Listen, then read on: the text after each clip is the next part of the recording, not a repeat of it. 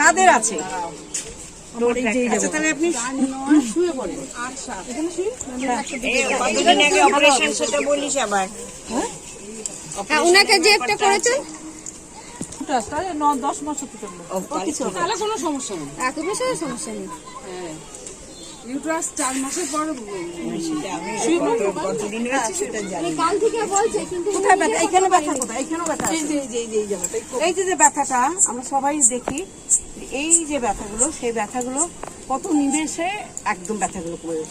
যেহেতু আমরা সেগুলো জানি না, বুঝি না, আমরা ডাক্তারখানে যাই, ডাক্তাররা ওষুধ দেন, খাই, কমে না, হয়তো একটু কমলো আবার সে যা তাই। কিন্তু কষ্ট তো আমাদের পেতে হয়। কিন্তু আমরা যদি এই জিনিসগুলো ভালো করে আমরা জানি, তাহলে আমরা করতে পারি। মানে আমরা ও করতে পারলো না, আমি করে দিলাম, আমারটা আবার ও করে দিল, এরকম করে করেই আমরা সমঝোতা হয়ে কাজটা আমরা করতে পারি। সেটা এখন আমি কি করব, এই যে পাটা মোড়ার ব্যথা তুললাম, তুলে এই জায়গাতে এই পাটা ধরলাম, এই যে পাটা এইখানে ধরেছি। এবার হাতটা তুমি ঝিলিমিষ্টির মতন করো। এই জায়গাটা ওনার চাপ দিতে, ওই জায়গাটা ওনার কোনোদিন চাপ পড়ে না। এটাকে আমার এইটাকে আমি সরাবো এক এক তুলে আস্তে আস্তে। যখন তোমার লাগবে তখন তুমি বলবে হ্যাঁ আমার লাগবে, লাগছে, সামান্য লাগছে, লাগছে তো।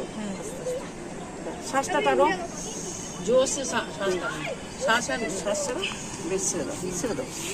ভালো লাগবে না টাকাটা আমি আস্তে আস্তে এই দিকে টানতে থাকবো। আমি এইটাকেও, এই পাশটাকে, এই সাইডগুলোকে আমি দিচ্ছি। নিঃশ্বাস ছাড়ো আর ধরো, ছাড়ো আস্তে আস্তে করে। Inhaler exhale, inhaler exhale. লাগছে?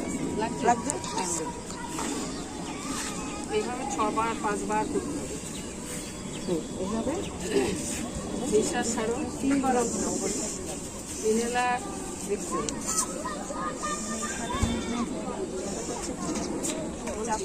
অল্প ভালোই লাগবে লাগাতে ছেড়ে দেব।